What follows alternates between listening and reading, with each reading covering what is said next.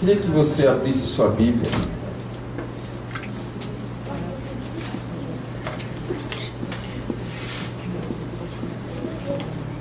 Abra sua Bíblia no livro da carta de 1 aos Coríntios, capítulo 15, versículo 12 em diante. 1 Coríntios, capítulo 15, versículo 12 em diante.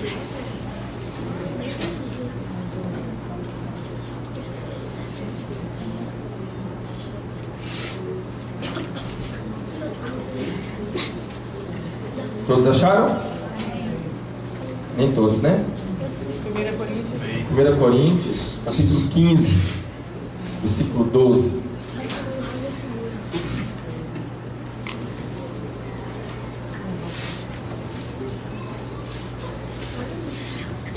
Vou ler então. Ora, se está sendo pregado que Cristo ressuscitou dentre os mortos, como alguns de vocês estão dizendo que não existe ressurreição dos mortos? Se não há ressurreição dos mortos, nem Cristo ressuscitou. E se Cristo não ressuscitou, é inútil a nossa pregação, como também é inútil a fé que vocês têm. Mais que isso, seremos considerados falsas testemunhas de Deus, pois contra ele testemunhamos que ressuscitou a Cristo dentre os mortos. Mas, se de fato os mortos não ressuscitam, ele também não ressuscitou a Cristo. Pois, se os mortos não ressuscitam, nem mesmo Cristo ressuscitou. E se Cristo não ressuscitou, inútil é a fé que vocês têm.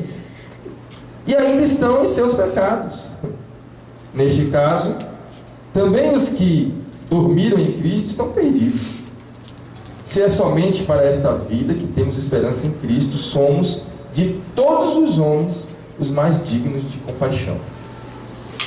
Mas, de fato, Cristo ressuscitou dentre os mortos, sendo Ele as primícias dentre aqueles que dormiam.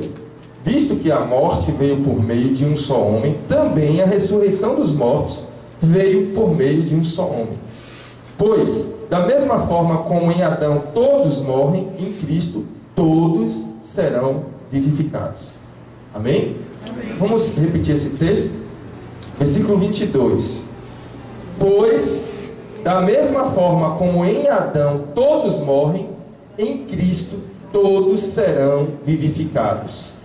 Mas, cada um por sua vez. Cristo primeiro, depois, quando Ele vier, os que lhe pertencem. Então virá o fim, quando ele entregar o reino a Deus, o Pai, depois de ter destruído todo o domínio, autoridade e poder. Pois é necessário que ele reine até que todos os seus inimigos sejam postos debaixo dos seus pés.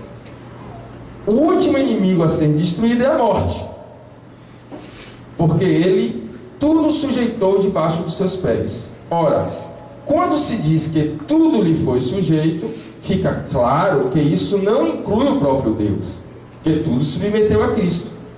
Quando, porém, tudo lhe estiver sujeito, então o próprio Filho se sujeitará àquele que todas as coisas lhe sujeitou, a fim de que Deus seja tudo em todos.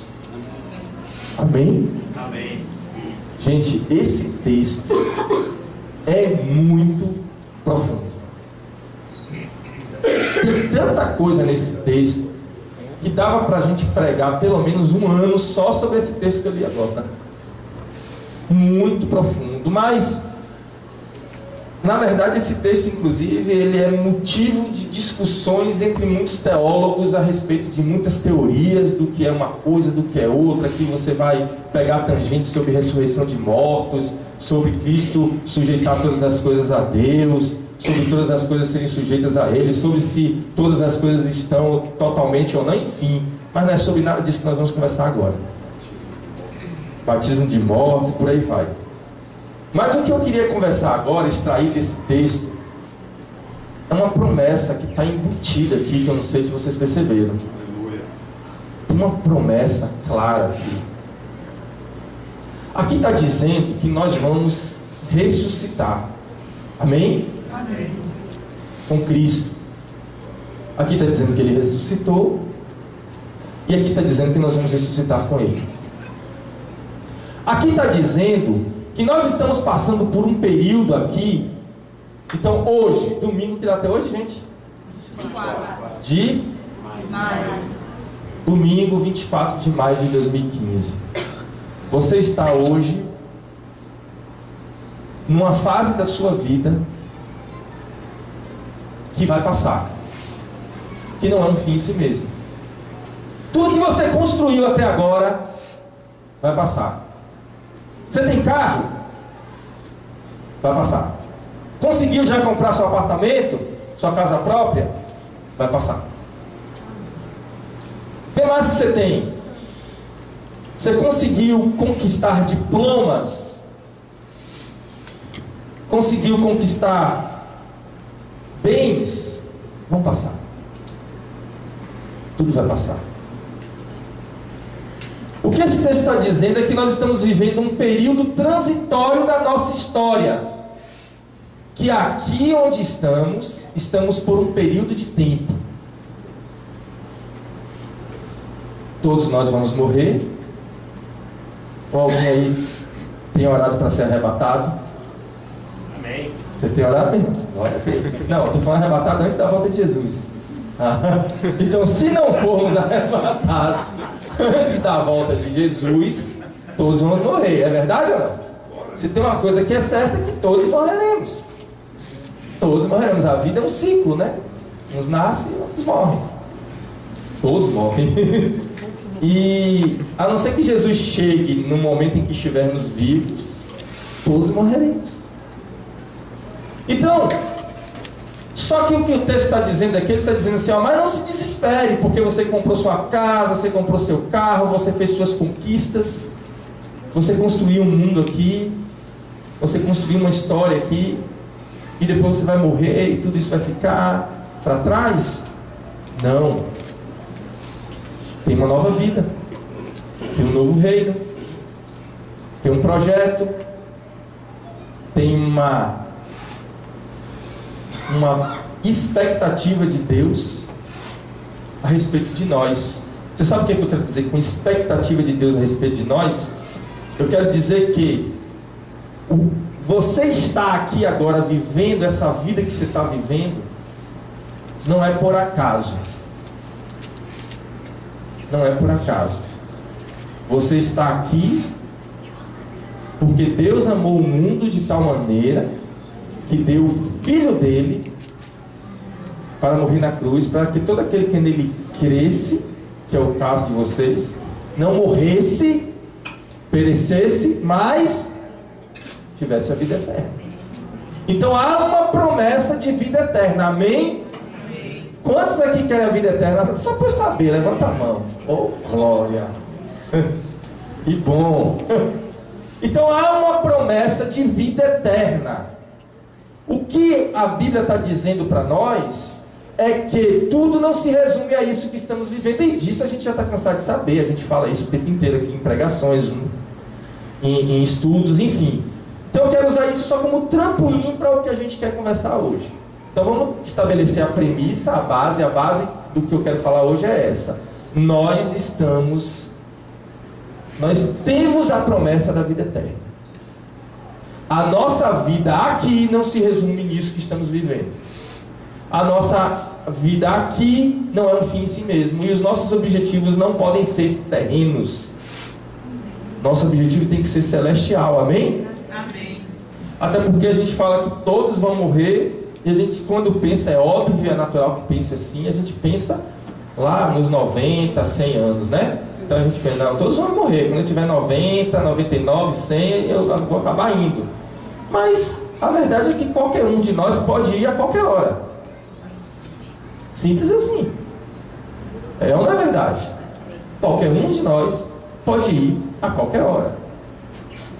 Então, é por isso que aquelas frases poéticas que a gente ouve por aí é a mais pura verdade. Assim, ó, viva como se fosse o último dia da sua vida. É verdade, isso tem que ser aplicado em várias situações. Eu tenho um amigo que ele fala assim, ó, viva cada dia como se fosse o último dia da sua vida. Um dia você acerta. Então, a gente precisa ter essa perspectiva de que as coisas não se resumem a isso aqui embaixo. Amém? As coisas têm um objetivo maior, e esse objetivo é a vida eterna.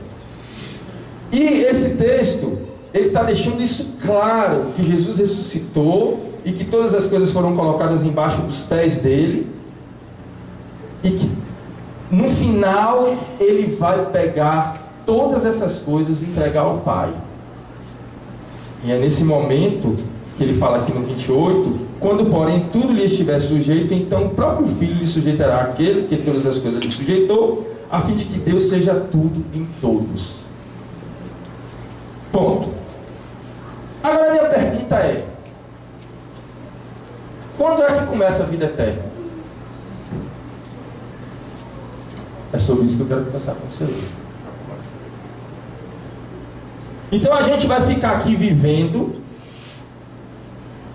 essa nossa vidinha terrena para um dia a vida eterna chegar? Eu queria convidar você hoje a refletir sobre o fato de que a vida eterna já chegou. Ela já chegou. Vida eterna, no contexto bíblico, presta atenção no que eu vou dizer agora. Vida eterna no contexto bíblico não é ficar sem morrer eternamente. Vida é uma palavra que não significa simplesmente respirar. Quando Jesus diz: eu vim para que tenham vida e tenham em abundância, Ele está dizendo: eu vim para que vocês tenham saúde, eu vim para que vocês sejam felizes, eu vim para que vocês tenham plenitude em vocês, eu vim para que vocês tenham qualidade de vida. É por isso que quando a gente encontra alguém entubado na UTI, sem conseguir comer direito, se alimentando por tubos, sem conseguir fazer nada do que a gente comumente faz, a gente fala que a pessoa está vegetando, não é isso? Ou está numa subvida. Porque aquilo não é vida. É ou não é verdade? Então, a vida, presta atenção, não é simplesmente não morrer. Porque se eu não morro, mas fico em coma, eu não estou vivendo. Então o cara passou 15 anos em coma, ele não viveu. Então, eu vim para que tenham vida. Então a proposta de Jesus não pode ser: eu vim para que você tenha vida. Então você pode ficar em coma lá. Não. Ele veio para que a vida de Cristo ela possa emergir de dentro de nós. Amém? Então vida eterna é uma qualidade de vida em Cristo e que tem um pacote. O pacote é viver para sempre, mas viver em paz, viver em novidade de vida, viver em saúde, viver em alegria, viver em vitória. Amém? Por isso, o que eu queria que vocês começassem a perceber e a entender é que a vida eterna já chegou. O diabo vai tentar enganar a gente. Ele vai tentar. O diabo, ele é muito engraçado, gente. É muito engraçado. Não, presta atenção. Ele é, como diz o povo, ele é tinhoso. Ele é um negócio. O bicho tem umas estratégias assim interessantes. Presta atenção. Ele começa por estágios. O primeiro estágio dele é: eu vou tirar ele de toda e qualquer perspectiva de encontrar com Cristo. Vou levar ele para as drogas, vou levar ele para prostituição, para imundície, para o roubo. Primeiro ele quer devastar a vida do cidadão. Não, negócio de Deus, negócio de buscar, de espiritualidade, isso é coisa de idiota. Então o diabo tenta colocar isso na cabeça do ser humano e tenta levar ele para os piores lugares possíveis. Mas aí o diabo chega e se encontra numa sociedade em que o evangelho se expandiu, em que a maioria das pessoas, mesmo não seguindo a Jesus, acham que aquilo é certo. Aquilo ali eu acho que é o caminho certo. E aí ele tem essa dificuldade e começa a achar um monte de pessoas de caráter, que não quer saber de droga, de roubar, de matar, de destruir. Ele fala assim, e agora? Como é que eu faço com esses que não se entregam tão facilmente assim às orgias, às coisas complicadas? Ele fala, vamos então mudar a nossa estratégia. Vamos nos adaptar. Vamos fazer essa pessoa viver como ela está vivendo, achando que está tudo bem. Nós vamos enganá-las. Vamos enganá-las. Vamos fazer elas pensarem que estão bem, mas só nós vamos saber que elas não estão. E aí ele começa a trazer sobre vocês, ou sobre nós, ou sobre aqueles que forem enganados, aquela perspectiva de que se eu não mato, se eu não roubo, se eu não faço mal a ninguém, está tudo bem. Está tudo bem. Quando na verdade a proposta do Evangelho não é que a gente vai ser salvo se a gente não matar, não roubar, não usar drogas. A proposta do Evangelho é que nós vamos ser salvos se conhecermos a Cristo, amém? Porque quando Jesus diz, muitos dirão, Senhor, eu expulsei demônios em Teu nome, eu curei em Teu nome, eu fiz tantas coisas em Teu nome. Eles estavam falando sobre uma perspectiva de atitude, mas a resposta que Jesus dá é quase que multiplicando quilo por quilômetro. Os caras falam de atitude, de coisas que fizeram corretas, e Jesus fala, mas eu não te conheço. O que tem a ver, Jesus? Eu fiz tudo certo, o senhor me conhece ou não me conhece? Eu fiz tudo certo, estava tudo lá. O senhor deve ter passado despercebido aí em algum lugar, não me viu. Muita gente, 7 bilhões de habitantes, mas eu fiz tudo certo. Pega o livro aí, olha aí. Não, mas esse não era o critério. O critério é, eu preciso te conhecer, você precisa me conhecer, a gente precisa se relacionar, a gente precisa andar junto, a gente precisa ter um relacionamento vivo. Amém? Esse é o critério. Esse é o critério de salvação. Mas aí o diabo, sabendo disso, fala assim, então vamos enganar? Vamos fazer ele pensar que o critério é conduta. Vamos deixar ele em paz com algumas condutas e vamos tentar afastar ele de uma vida com Cristo, de conhecimento e relacionamento com Ele. E aí ele é tão tinhoso que ele consegue fazer isso dentro da igreja. Aí ele consegue colocar gente, ele consegue manter pessoas dentro da igreja, indo todo domingo de manhã, levantando a mão, cantando músicas, ouvindo pregações, fazendo orações, recebendo orações, sem ter relacionamento com Cristo. Vocês perceberam que coisa trágica? Fala assim, eu acho que eu estou fazendo tudo certo. Não é eu estou fazendo tudo certo, é eu estou ou não estou me relacionando com Cristo. É óbvio que quando nos relacionamos com Cristo, a gente acaba fazendo tudo certo, mas essa não é a porta de entrada. A porta de entrada é Cristo. Amém? Amém. Então, vivendo com Cristo, eu tenho uma vida eterna. Então eu queria chamar vocês para pensar o seguinte: a vida eterna começa a partir do momento em que você começa a se relacionar com Cristo. A partir do momento que você crê em Jesus, se arrepende de viver onde você vivia, de ser quem você era, e passa a viver com Cristo. A vida eterna chegou para você. Chegou. E aí o que começa a partir de agora é uma novidade de vida que você vai começar a construir. E às vezes a gente se esquece disso. Deixa eu te dizer por que a vida... Você vai ser vida para mim falar assim, Samuel, como que a vida eterna já começou? Eu vou morrer ainda. Sua matéria vai morrer. Sua matéria vai morrer. Mas você sendo salvo por Cristo, você vai viver eternamente. Ele diz que aqueles que não o seguiram é que terão a segunda morte. Você não. O livro de Apocalipse diz que aqueles que não estiveram com ele terão a segunda morte. Você não. Porque você está com Cristo, amém? Amém. Então, se você não vai ter uma segunda morte, se você não vai ser lançado no fogo do inferno, glória a Deus, você não vai, amém, irmão? Amém. Se você não vai ter uma segunda morte, se você não vai ser lançado no fogo do inferno, onde haverá choro e ranger de dentes, então a sua vida eterna já começou. Você mais. Agora, se você ficar com essa perspectiva de que você está aqui esperando a vida eterna chegar, você vai viver uma subvida. Porque você não vai usufruir dos benefícios que a vida eterna tem, que você já pode usufruir hoje. Eu vou explicar melhor. Nós somos feitos de quê?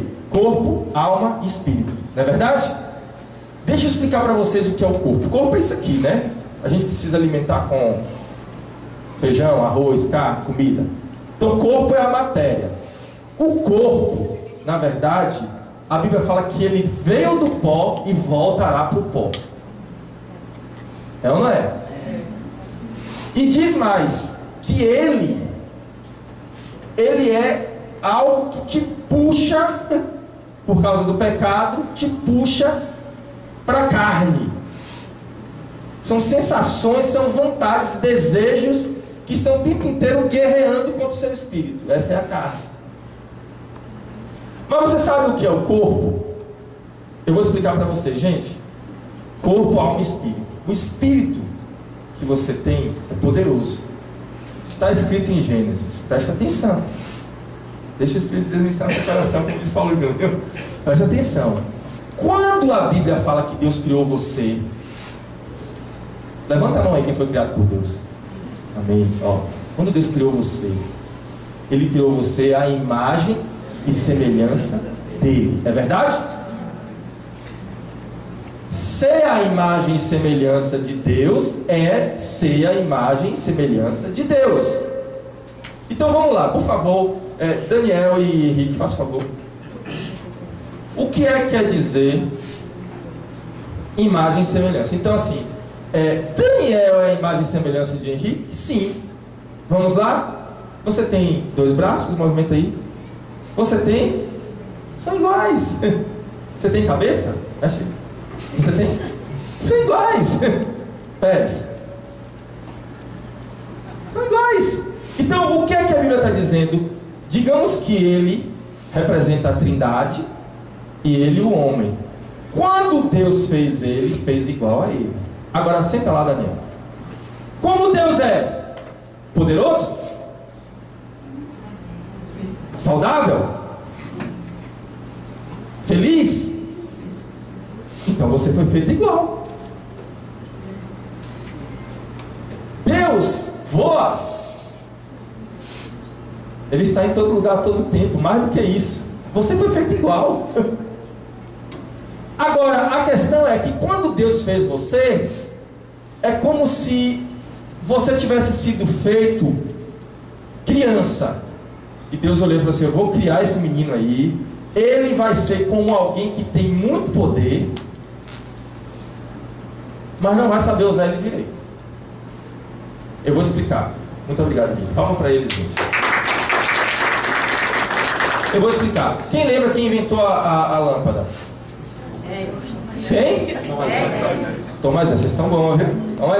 Thomas Edison inventou a lâmpada, não foi? Olha só, eu não sei se hoje, com tanta tecnologia, se eu seria capaz de inventar a lâmpada se não tivesse. Mesmo com toda a tecnologia. O cara era crânio. Eu não sei, não lembro exatamente como foi essa invenção. Mas digamos, vamos imaginar aqui. Digamos que o que Thomas Edison fez foi o seguinte. Ele viu água caindo isso aqui é licença poética, tá, gente? Não sei se foi assim não. Mas imagina que ele tenha visto a água batendo na pedra e percebeu que ali desencadeava energia. Aí ele pensou, energia consegue alimentar um dispositivo que dá luz. Então eu vou pegar essa energia que bate na pedra, ó, que mente. Vou pegar essa energia que bate na pedra, eu vou tentar conectar ela com mecanismos que passem por um fio, que chegue dentro de uma casa, que bote num bocal, que bote uma lâmpada, que alguém mete o dedo e acende. E que alguém bota algo na tomada. Não sei se foi ele que canalizou a energia, mas alguém raciocinou isso, não foi? Se está na sua casa hoje uma tomada lá saindo energia, que está vindo de um poste, que está vindo de uma hidrelétrica, alguém raciocinou tudo isso. Não sei se nenhum de nós aqui teria essa capacidade hoje, imagine há não sei quantos anos atrás. Pois é. Agora, a questão é, esse mesmo cara que teve essa inteligência toda, imagine agora ele com um aninho de idade. Imagine ele nascendo numa época onde já tinha energia. Thomas Edison engateando na sala com um aninho de idade, mete o dedo na tomada, ele toma choque? Toma choque. Porque mesmo ele sendo a mente brilhante que ele foi, com 1 ano de idade, ele está incapacitado, imaturo, e ainda não detém o poder sobre a inteligência que Deus deu a ele. Por isso ele precisa de alguém dizendo assim: menino, tira o dedo da tomada, você nem inventou ela ainda. Então assim, eu estou dando esse exemplo para explicar para vocês que quando Deus criou você como espírito, Ele criou você um ser poderoso, mas infantil, imaturo e precisando passar por um processo na sua vida para que você entendesse os poderes que você tinha. Aí o que é que Ele fez? Deus pensou assim: já sei, vou proteger ele. Aí Ele pegou do barro, criou uma cápsula. Falou assim: eu vou prender ele dentro dessa cápsula, para que dentro dessa cápsula ele passe um bom tempo aprendendo o que é que ele é, que natureza ele tem, quais os poderes que eu dei a ele. E aí a Bíblia fala que ele pegou o homem, soprou o espírito dentro dele. Esse é você aí, ó. Pega aqui. Isso é cápsula. Cápsula. Seu espírito está aí dentro, encapsulado. Deu para entender? Amém. Esse espírito que está aí dentro tem a vida eterna.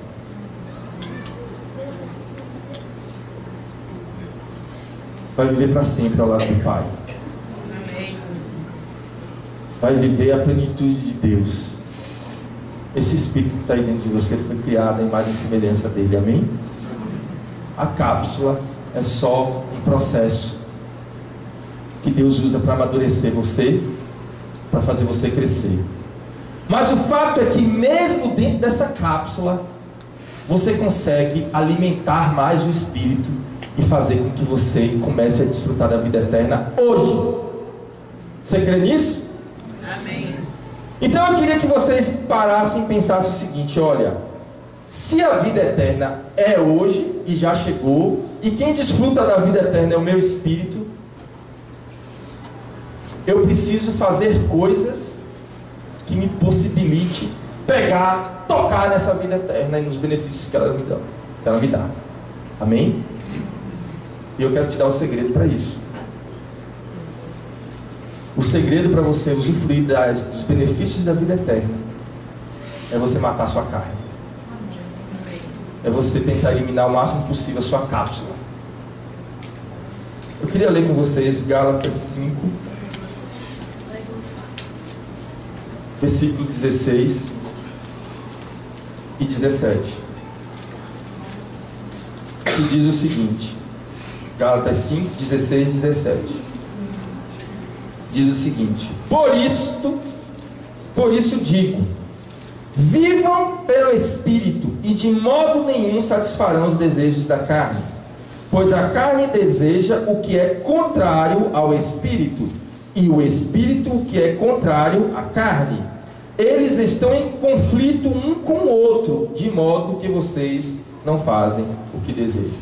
Olha o que aqui o texto está dizendo: que a carne vive o tempo inteiro em conflito com o Espírito. Então o segredo para você começar a viver sua vida eterna agora é você fazer coisas que digam respeito ao Espírito, muito mais do que o que digam respeito à carne. Amém? Amém. Gente, isso é básico. Isso é básico. Isso é uma regra simples, é uma revelação singela para você começar a investir em algo que vai mudar a sua vida. Experimente. Comece a fazer isso. Comece a brigar contra a sua carne e comece a alimentar o seu espírito.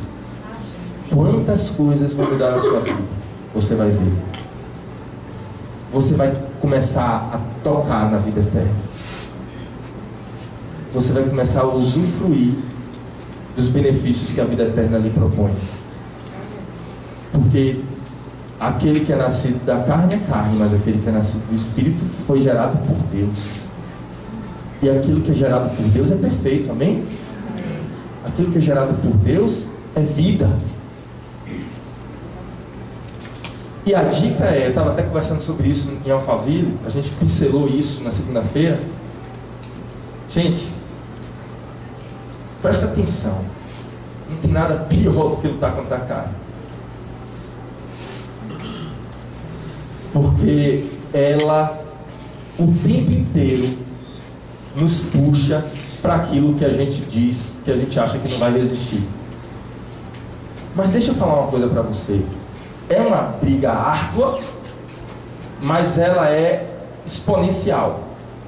Tipo assim, você começa parecendo que entrou numa batalha perdida, porque quando você olha para você e fala, eu estou com vontade de fazer aquilo, mas a Bíblia diz que é pecado, você olha e pensa, eu não vou conseguir deixar de fazer aquilo. Ou o inverso, você diz assim, eu preciso fazer aquilo que a Bíblia me manda fazer, eu não vou conseguir fazer aquilo. Aí você começa numa briga que parece que já é perdida, e você nem tem vontade de entrar nessa briga, você nem tem vontade de guerrear contra alguns desejos que você tem, contra algumas vontades que você tem, contra alguns pecados que você nem tem vontade. Você já levanta dizendo assim, eu não vou vencer isso. Mas a Bíblia fala, resistir ao diabo, ele fugirá de vós. À medida em que você vai brigando e guerreando, você vai tendo mais força. É assim que funciona. É assim que funciona.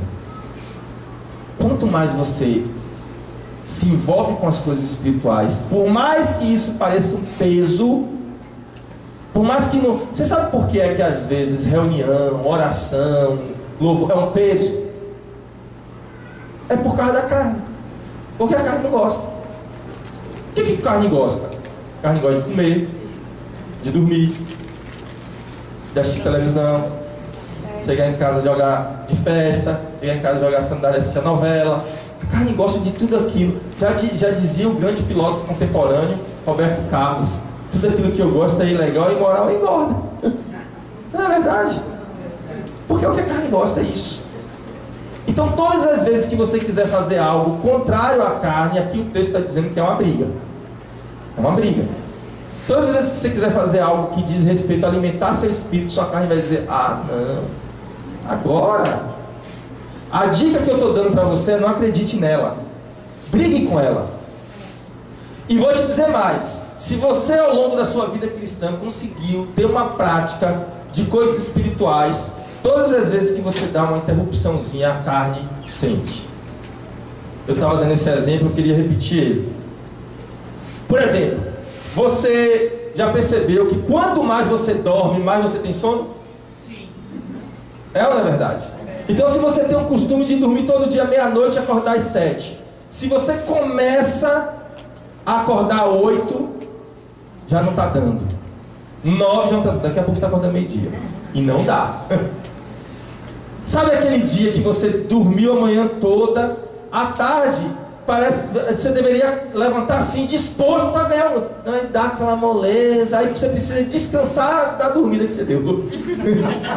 Você dormiu a manhã toda, me deu uma canseira, vai ter que descansar. O corpo é assim. O corpo é assim.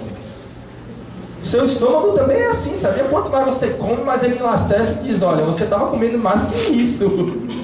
E aí você tem que comer mais, você tem que comer mais. É engraçado, eu nessa luta de dieta, né? Que vocês percebem, né? Eu nessa luta de dieta, é engraçado, quando eu começo a comer menos, um dia que eu dou uma exagerada, parece que meu estômago diminuiu, e diminui mesmo, né? Aí um dia que eu como um prato a mais, meu Deus, eu fico empanzinado, porque o corpo se adapta. Aí um dia me constrangeu, o Helder me contou uma história, essa época eu Helder morava em Fortaleza, aí a gente conversando por telefone, ele me contou uma história, que a irmã de um dos pastores de uma igreja lá em Santarém, ela saía da cidade dela, do lugarejo onde ela morava, ela botava 3 filhos numa canoa, e ela atravessava um rio, numa escuridão, de uma lagoa escura, para ir de canoa à noite numa comunidade ribeirinha para poder pregar o evangelho e fazer reunião. E eu pensava, caramba, a gente falava sempre isso, né? A gente ficava no ferry, não gente, a gente tem que agradecer a Deus, porque a mulher está com 3 filhos dentro da canoa, indo para uma comunidade ribeirinha, no meio do breu, e a gente está aqui. Agora mudou, nesse ferry maravilhoso, com esse carro com ar-condicionado, né? Aqui sentado nessa fila ouvindo música. Agora que a gente quer ter um lanche ali, as baratinhas estão ficando mais gostosas. Porque a gente perde a perspectiva, o nosso corpo ele se adapta e se adequa àquilo que você dá para ele. E a gente começou a ver quão Deus era bom, porque a gente tinha uma missão maravilhosa de ferry boat, de carro, com lanche a hora que a gente quiser. Dentro do ferry tinha uma lanchonete. Esses somos nós. Aí terminou o trabalho na ilha. Hoje a gente está aqui em Salvador. Reunião em Alphaville. 10 minutos de casa. Lanche maravilhoso no final da reunião. Reunião em Piatã. Sala com ar-condicionado. A irmã está consertando, viu, gente? Sala com ar-condicionado. Final da reunião, lanches maravilhosos. E às vezes a gente fala assim: ai, que cansaço. Sair de casa agora, depois de um dia de trabalho, para ir lá para Piatã. Como é que a gente esquece da ilha, gente? Como é que a gente esquece da canoa? Esse é seu corpo. É assim que funciona. A dica é: não se deixe vencer pela sua carne. Não dê vez a ela, não. Quando ela disser assim para você: não, isso não é hora de orar, não, isso é hora de dormir. Você fala: cala a boca, Carlinhos, te chamou na conversa. Não, isso é ler a Bíblia, não. Gente, eu estou convidando a vocês a investir naquilo que vai fazer você desfrutar da vida eterna. Amém. Quando o Espírito Santo começar a agir dentro de você, o Senhor vai lhe mostrar uma perspectiva de vida, que essas coisas que a gente faz passam a não ser chatas. Amém. E passam a ser a nossa vida. Passam a ser aquilo que a gente mais ama fazer. E aí você começa a ver fenômenos e milagres acontecerem. É porque quando você... Eu lembro de uma época, eu me converti com 12 anos de idade. Eu lembro de uma época em que a gente, por amor e paixão ao reino, eu andava do Cabula até a Armação para não perder a oportunidade de participar de um culto. Porque na época minha mãe deu uma baixa dentro de casa, falou assim: ó, vale transporte é só para ir para a escola. Claro, as coisas apertadas, né? Vale transporte é só para ir para a escola, não tem mais negócio de ir para a reunião, não. E a gente realmente estava passando uma fase apertada. Aí, vocês lembram do Vale Transporte? Ô, glória! Vale Transporte. Aí, eu falava: o que é que eu vou fazer para ir para as reuniões? O que é que eu vou fazer para participar dos cultos? Eu ia andando. Várias vezes. E hoje, se não tiver uma carona, a gente desanima. Pegar ônibus. Houve uma época em que andando era bom, mas hoje até pegar ônibus. A gente precisa matar a carne. A gente precisa matar as nossas decadências carnais para viver uma vida de espírito. Para que vivendo uma vida de espírito a gente consiga desfrutar de coisas que a eternidade nos promete. E quando o Espírito Santo começa a agir, você começa a entender, por exemplo, como uma pessoa como o seu Eustáquio, que tem mais de 60 anos, consegue acordar todos os dias 5, 6 horas da manhã. Apesar dele ser dono da construtora dele, a gente já cansou de ver ele trabalhando como peão, enfiado lá dentro de vala. E aí você para às 5 horas da tarde, aí ele, os trabalhadores, ele no caso para às 6, às 7, chega em casa com aquela vontade de jogar as pernas para cima e consegue sair de Vilas do Atlântico para estar em quase todas as reuniões da igreja sem faltar nenhuma. Aí você fala assim: meu Deus, eu conheço adolescentes na igreja que não tem esse pique. É o que é isso? É o Espírito Santo. Não tem explicação. Quando eu tinha 12 anos de idade, as meninas, cadê as meninas? As meninas mais estavam me falando, elas negociaram com o pai hoje, dentro do Bonfim. Negociaram com o pai, meu pai. É a única coisa que a gente mais gosta de fazer está na igreja. A gente não tem como ir. Leva a gente, por favor. E fizeram uma chantagem emocional lá com os pais que elas me contaram. Aí os pais resolveram deixar. O pai resolveu deixar ela hoje na reunião. Onde que você viu um negócio desse, gente? Esse amor, esse desenfreio por estar na presença de Deus, na presença dos irmãos. E isso é alguém que conseguiu ser atingido e atraído por Jesus Cristo. Você quer outro exemplo? Vem cá, Henrique. Esse menino aqui, cadê sua mãe? Está aqui, não? Está aqui, não? Não. Seu pai está aqui, não? Não. Eu perguntei a Henrique hoje: Henrique, quando você não vem para a reunião, você dorme até que horas? Até que horas? 10, 9. O que faz esse menino acordar todos os domingos, cedo? Daniel interfona para a casa dele e fala: tia, Henrique vai hoje. Aí, porque ele já tinha falado com a mãe que queria ir para a reunião, ela vai e acorda ele no domingo de manhã. Mas se fosse Daniel, Gabriel, dizendo: estão indo porque os pais, né? Pastor, levou. Fabiano foi porque Raquel arrastou. Não necessariamente, olha aqui. Não tem pai nenhum e a mãe dele não estão aqui. E simplesmente, e nem tem classe, ele fica pedindo: pai, que dia que vai ter a classe dos 12 anos? E nem tem classe. O que está fazendo aqui, Henrique? Isso porque Daniel um dia falou de Jesus para ele, chamou ele para ir para a reunião, ele gostou e está sendo atraído por Jesus. Amém. E ele acorda de manhã cedo para estar aqui. Ninguém mandou, ninguém obrigou. Obrigado, amigo. Isso é o Espírito Santo de Deus que age em nós e que faz matar a nossa carne e que faz sobressair o nosso espírito. E você sabe por que às vezes a gente não tem fôlego? Porque a nossa carne, ela está muito ocupada em conquistar coisas que cansam a gente. E aí agora vem um elemento do meio para finalizar, que é a alma. A gente falou do espírito, a gente falou da carne, e tem um elemento do meio chamado alma, que Jesus vira para o cara, conta uma parábola de alguém que trabalhou, acumulou riquezas, os celeiros estavam cheios, e ele deitou e se arregalou e disse: o que mais quero eu da vida? Tudo eu tenho. Aí Jesus vira e fala: louco, essa noite pedirão a tua alma. Você sabe o que é alma? Presta atenção agora nesse conceito de alma que eu quero dar para você. Porque quando a gente pensa de alma, louco, essa noite pedirão a tua alma, a primeira coisa que a gente pensa é: se eu não fizer algo diferente da minha vida, a minha alma vai para o inferno.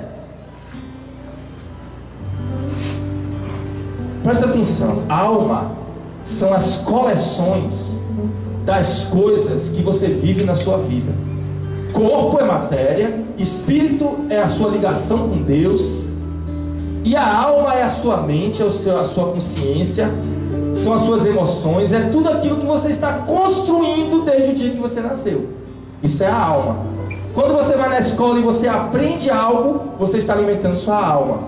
Quando você vive algo, você está escrevendo a história da sua alma. A sua alma é o código de coisas que estão sendo construídas ao longo da sua vida. Deu para entender? A alma é aquilo que está sendo gerado em você ao longo da sua vida. E você sabe o que é perder a alma? Para mim, num conceito bastante interessante, é assim: esses dias eu estava orando e louvando o Senhor e agradecendo a Deus, e me deu um sentimento de gratidão quando eu comecei a me lembrar de todas as coisas que eu vivi intensamente com Jesus. De quando eu tinha 12 anos, de quando eu tinha 15 anos, das experiências que eu passei quando eu preguei o Evangelho, das experiências que eu passei em momentos difíceis da minha vida, que eu clamei ao Senhor e Ele me atendeu. Isso é a minha alma. A minha história com Deus está sendo escrita. A minha alma está sendo balizada pela minha vida com Cristo. Amém? Então, o que você está fazendo da sua alma? Você está perdendo ela? Porque imagine que se a vida eterna começou agora, quando você se encontrar com Cristo nos ares, porque a Bíblia fala que nós nos encontraremos com Cristo nos ares, o que é que você viveu? Você acha o quê? Que quando a gente for arrebatado, vai zerar tudo e você não vai lembrar mais de nada? E que tudo que aconteceu acabou? Então ele não precisava ter passado por tudo isso, ele resolvia tudo lá no Éden mesmo. Quando você encontrar com Cristo, você vai lembrar de todos os momentos que você viveu com Ele aqui. Amém. É por isso que Ele diz: eu não vos conheço. Porque o oposto disso é Ele virar para você e dizer: eu te conheço. A gente andou junto. Nós vivemos coisas intensas juntos. Por isso vocês, crianças, adolescentes que se encontraram com Jesus, vivam intensamente essa caminhada. Eu quero contar uma história para vocês. De quando eu tinha... Vem cá, todos os adolescentes e crianças, eu quero vocês sentados aqui. Senta aqui, pega a cadeira aqui. A gente já está... Eu tenho ainda uns 10 minutos. Eu quero que vocês sentem aqui na frente. Bora. Eu quero falar para vocês agora. Puxa aquelas cadeiras da frente, bota aqui. Eu quero falar para vocês.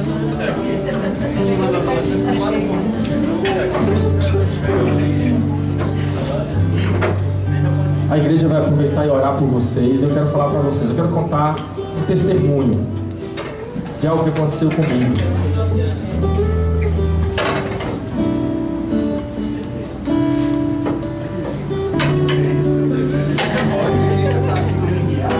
Quantos de vocês têm 12 anos aqui? Levanta a mão. 12 anos, né? Vocês três têm 12 anos. Eu me converti com 12 anos de idade. Quantos têm 15 anos aqui? Levanta a mão. 2 têm 15 anos. Olha só, eu me converti com 12 anos de idade, nessa fase que vocês estão. Eu comecei a viver uma vida intensa com Cristo. Intensa. Eu me apaixonei por Jesus com a idade de vocês. Um dia alguém falou de Jesus para mim e meu coração enchia e pulava. E é por isso que eu andava do Cabula até Jardim Armação por causa de um culto. Cheguei a andar até Apituba por causa de um culto. Porque eu queria estar na presença dos irmãos, eu queria estar cumprindo aquilo que eu entendia que Deus me chamou. Aí um dia eu fiquei um pouco afastado. Na minha adolescência, na época dos 15 anos mais ou menos. E eu estudava numa escola chamada Rafael Serravalho, aqui na Pituba, que lá tinha uma característica muito interessante. Era a história os filhinhos de papai riquinhos, que estudavam em colégio particular, não conseguiam tirar boas notas, porque estavam envolvidos com drogas, com qualquer coisa. Aí os pais se revoltavam e falavam assim: também não vou pagar a escola particular para você não. E jogavam no Serravalho. Então esse era o clima do Serravalho. Um monte de carinha, filhinho de papai, que usava drogas, fumava maconha e tocava terror. E era nesse colégio que eu estudava. E aí eu comecei, uma época, a andar com uma galera meio pesada. E estava meio afastado e acabei me relacionando com essa galera. E fiz algumas coisas que não são muito dignas de honra. Mas eu quero contar apenas uma delas. Uma vez eles me convenceram, falaram assim: bora no Shopping Guatemi. Na época, alguns aqui vão lembrar, Lojas Americanas. Quem lembra das Lojas Americanas? Levanta a mão. Vocês são velhos. Lojas Americanas. Então assim, vamos nas Lojas Americanas. Ah, ainda existe a Loja Americana?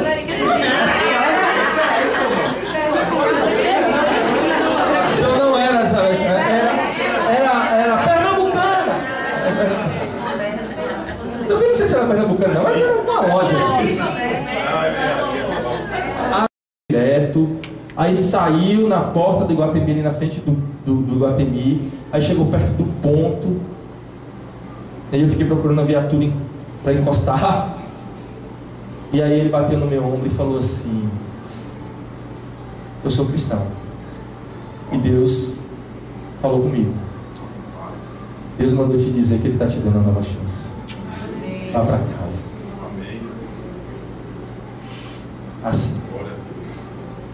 Assim. Simplesmente assim. Eu olhei para ele. E ele apontou para o ponto de ônibus e falou assim: vai para casa. Deus mandou te dizer que Ele está te dando uma nova chance. Eu chorei, abracei ele. E chorei de novo e fui para casa. Minha mãe só veio saber dessa história tempos depois que eu contei para ela. Mas isso aqui é o que? O testemunho de um ex-ladrão? Não. Eu só estou mostrando para vocês que um dia, quando eu encontrar com Cristo, Ele vai dizer assim: você lembra daquele dia que você estava lá nas lojas americanas? Você lembra dos momentos que nós vivemos juntos? Que eu te livrei? Que eu livrei a sua barra com a tua mãe? São histórias que a gente vai colecionando ao longo das nossas vidas e que jamais serão esquecidas, nem por Cristo, nem por nós, porque no grande dia, quando Ele voltar, Ele vai dizer: doeu, foi complicado, vocês tiveram que sofrer, mas vocês tiveram bom ânimo e eu venci o mundo. E você vai usufruir dessa vitória junto comigo, porque nós estamos vivendo a eternidade. Amém? Vamos ficar de pé? Vamos orar. Eles são adolescentes, crianças, mas muitos aqui são adolescentes espirituais ou bebês espirituais. Você pode ter 30, 40, 50 anos, mas se você tem 1 ano de convertido, você tem 1 aninho de idade. Se você tem 5 anos de convertido, você tem 5 aninhos de idade. O que eu quero dizer para vocês é que sua vida não acaba aos 90, aos 100. Eu quero dizer para vocês que a sua vida é eterna. E tudo que você fizer agora era mesbla, eu acho. E aí eles falaram assim: bora lá roubar barra de chocolate. Era americano. Então tá bom, deixa americano. E eles falaram: vamos lá roubar barra de chocolate. Como assim roubar barra de chocolate? Minha mãe me deu uma educação que ela dizia que se o filho dela tirasse algo que era de alguém, que ela só ia matar, só faltava matar. E aquilo me impactou. E eles começaram a: você é besta, você é careta, outros nomes, né? Mas eu estou aliviando aqui. E aí eu fiquei naquele conflito, e aí, não, porque é emoção, vamos lá, a gente pega a barra de chocolate, pega não sei o que, não sei o que, não sei o que, não sei o que. E aí eu fiquei assim: vou, não vou, vou, não vou. E eu sempre tive uma educação eu sempre tive uma referência de honestidade muito forte da minha mãe. Minha mãe dava a ideia que se um dia ela descobrisse que um filho dela fizesse isso, ou ela matava ele ou ela morria de infarto. Então isso era uma coisa que me deixava assim bastante temeroso. Mas eu fui, entrei nas lojas americanas com os meus amigos e nós roubamos algumas barras de chocolate. Enfiamos dentro da calça e saímos. E depois a gente foi para a praça para tirar onda e se deleitar com o roubo. Aí eu fiz isso uma vez e o êxito, o fato de não ter sido pego, animou. E aí fizemos isso outras vezes e outras vezes. E aí um dia eu viciei, né? Porque era fácil. Aí um dia eu lembro que minha mãe me deu um dinheiro para comprar uma meia calça. Lembro como hoje. E nesse dia eu estava sozinho. Eu já tinha feito a prática com os amigos de entrar. Eu falei assim: vou ganhar esse dinheiro. Eu vou entrar nas lojas americanas, vou pegar a meia calça e vou ficar com dinheiro para mim. Entrei nas lojas americanas, peguei a minha calça de minha mãe e fiquei com dinheiro. Quando eu estava saindo das lojas americanas, um cara assim, maior que Helder, 4x4, maior que Marcelo, botou a mão no meu ombro e falou assim: bora ali pra gente conversar. Eu gelei. E aí ele me pegou, as lojas americanas mesmo, que era bem ali na entrada de Iguatemi, era a loja americana. Aí ele me pegou pelo braço e veio andando comigo carinhosamente para o fundo de Iguatemi, lá no fundo da praça de alimentação, onde era o juizado de menores. Lá depois da praça que era ali perto do saque. Aí ele me levou lá. Aí eu, com a minha calça aqui dentro, ele me botou num quartinho lá e falou assim: o que é que você tem aí dentro? Eu, hã? Quê? Não perde meu tempo não, o que é que você tem aí dentro? Aí na hora eu entrei em desespero. Eu falei: me desculpe aqui, aí tirei. Aí ele virou pra mim e falou assim: olha, você vai ficar preso aqui, né? Eles gostam de intimidar, e nós vamos ligar pra sua mãe e só ela que vem aqui te buscar. Pronto. Eu pedi a ele: me bate, pode me dar uma surra, mas não chama minha mãe não. Eu entrei em desespero. Ele: não, a gente vai chamar sua mãe. Naquele dia eu pensei em não voltar para casa. Eu entrei em desespero. O meu problema não era apanhar, não era ficar preso, não era naquela época que a gente ficava imaginando, né, que ia para a delegacia, porque quem já tem costume já sabe que não vai preso, mas eu não, eu só queria ir para a delegacia, ficar preso. Eu queria tudo menos dar de cara com a minha mãe. E ele falou assim: não, a gente vai chamar sua mãe. E aí eu comecei a chorar, fiquei desesperado, eu não sabia o que dizer para minha mãe. Eu pensei em tudo que vocês puderem imaginar. Pensei, sinceramente, em sair de casa, porque eu não ia ter olhos para olhar para minha mãe. E aí, sentado, ele saiu do quartinho, me deixou lá sozinho, no cantinho do pensamento. E eu comecei a me lembrar de Deus.